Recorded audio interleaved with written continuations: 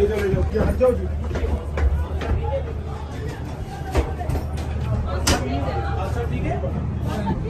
खान साहब ठीक है? कादिर कुछ पता नहीं चला। क्या मतलब पता नहीं चला? भाई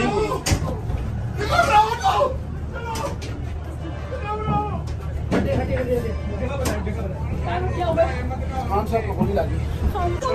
कहाँ लगी? कहाँ लगी है? कुछ तो बताओ। ट्राउन खा गया मेरा ख्याल में ट्राउन पे कंफर्म नहीं आ रहा। Oh my God.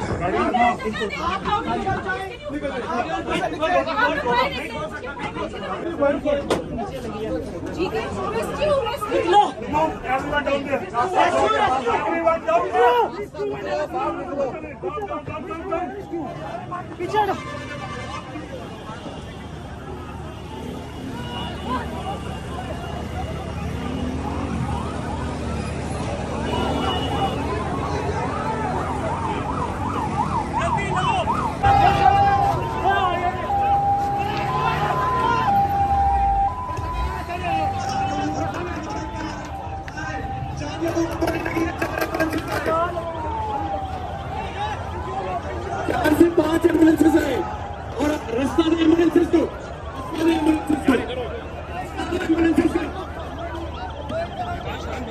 खान को नहीं लगी, अमित चट्टा को लगी है।